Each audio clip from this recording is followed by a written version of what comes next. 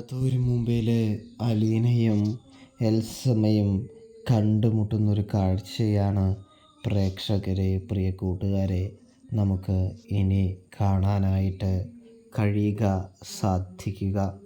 അപ്പോൾ കഥയിലാണെങ്കിൽ ഇന്ന് നമ്മുടെ ബാലചന്ദ്രൻ വൈജയോട് പറയുകയാണ്, എന്ത് കാരണത്താലാണ് ഞാൻ നിന്നോട് ഇത്ര ശത്രുതയും വെറുപ്പും വിദ്വേഷവും കാണിക്കുന്നത് എന്ന് പറഞ്ഞു തുടങ്ങുകയാണ്. അപ്പോഴേക്കും കൃഷ്ണമോളാണെങ്കിൽ അച്ഛ എന്തുട്ടൊക്കെ ഈ മദ്യലഹരിയിൽ വിളിച്ച് പറഞ്ഞുകൊണ്ടിരിക്കുന്നത്, അച്ഛൻ മര്യാദയ്ക്ക് പോയി കിടക്കാനായിട്ട് നോക്കി വാ എന്ന് പറഞ്ഞുകൊണ്ട് തന്നെ നമ്മുടെ ബാലചന്ദ്രനെ കൊണ്ട് മുറിയിൽ കിടത്തുകയാണ്. ഇതേ സമയം മോളെ, ഒരു തവണ നീ ഇടപെട്ട് രക്ഷിച്ചെന്ന് കരുതി എൻ്റെ കയ്യിലിരിക്കുന്ന ഗുണ്ട് ഞാൻ പൊട്ടിക്കാതെ ഇരിക്കില്ല എന്ന് പറയുന്നത് കാണാൻ കഴിയും. അവൾ എന്നെ അത്രയും വേദനിപ്പിച്ചു, അത്രയും സങ്കടപ്പെടുത്തി. അതുകൊണ്ട് തന്നെ അവൾക്ക് നല്ലൊരു തിരിച്ചടി കൊടുത്തേ മതിയാവുകയുള്ളൂ, അല്ലെങ്കിൽ ഒന്നും തന്നെ ശരിയാകില്ല എന്ന് പറയുന്നു.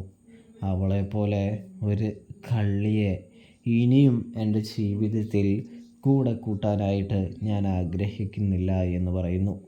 ഇപ്പോൾ ഞാൻ അനുഭവിക്കുന്ന ഏറ്റവും വലിയ വേദന അത് അവൾ തന്നതാണ് എന്ന് പറയുന്നതും കാണാൻ സാധിക്കുന്നു. അതായത് അവൾ ഒറ്റൊരുത്തി കാരണമാണ് താൻ ഇത്രയധികം ദുഃഖിക്കേണ്ടി വന്നത്, സങ്കടപ്പെടേണ്ടി വന്നത്, വേദനിക്കേണ്ടി വന്നത് എന്ന് കൃഷ്ണമോളോട് പറഞ്ഞ് ബാലചന്ദ്രൻ പൊട്ടിക്കരയുകയാണ്.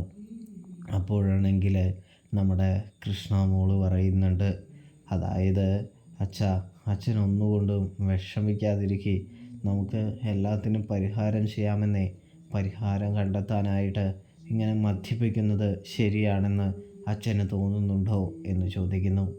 ചേച്ചി ഉണ്ടായിരുന്നെങ്കിൽ അച്ഛൻ മദ്യപിക്കുമായിരുന്നോ എന്ന് ചോദിക്കുന്നതും കാണാൻ സാധിക്കുന്നുണ്ട്. മോളെ, അവളെ മുമ്പിൽ നമ്മൾ തലതാഴ്ത്താൻ പാടില്ല. കാരണം അവൾക്ക് എന്നോടൊരു പ്രത്യേക ഇഷ്ടവും കാര്യങ്ങളൊക്കെയുണ്ട്.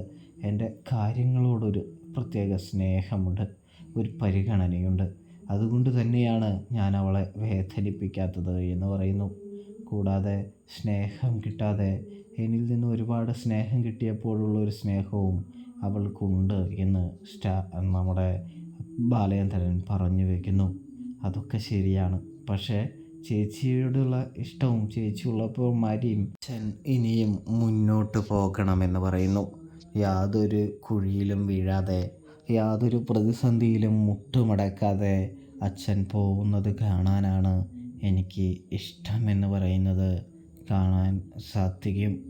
ഇതേ സമയമാണെങ്കിൽ മോളെ, അച്ഛൻ്റെ ജീവിതം ഏതാണ്ട് പൂർത്തിയായി എന്ന് പറയുമ്പോൾ അങ്ങനെയൊന്നുമില്ല അച്ഛൻ എപ്പോഴും നല്ല ഒരു വ്യക്തി തന്നെയാണ്.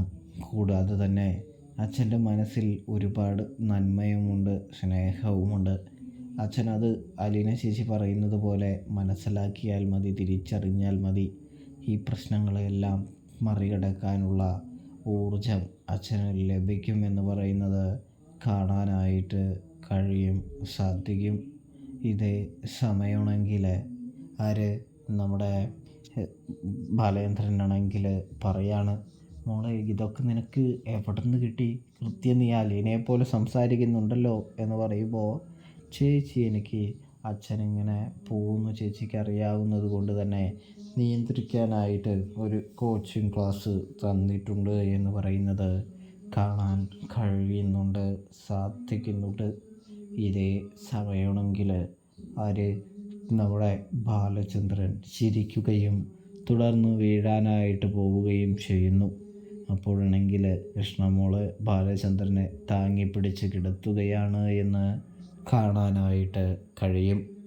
തുടർന്ന് നമുക്ക് കാണാനായിട്ട് കഴിയുന്നതെന്ന് പറഞ്ഞാൽ, നമ്മുടെ ബാലചന്ദ്രൻ അങ്ങനെ കിടക്കുന്ന സമയം കൃഷ്ണമോളാണെങ്കിൽ ബാലചന്ദ്രനെ ഓർത്ത് സങ്കടപ്പെടുകയും കരയുകയും ചെയ്യുകയാണ്. തൻ്റെ അച്ഛൻ്റെ ഈ കാര്യം, ഈ പ്രശ്നം ഇങ്ങനെയുള്ള രീതിക്ക് കാരണം തൻ്റെ അമ്മയായ വൈജയന്തിയാണ് എന്നോർത്തിട്ടുള്ള സങ്കടമാണ് കൃഷ്ണയുടെ മുഖത്ത് നമുക്ക് കാണാനായിട്ട് കഴിയുക. കൃഷ്ണ നല്ല രീതിയിൽ തന്നെ സങ്കടപ്പെടുകയാണ് പ്രേക്ഷകരെ.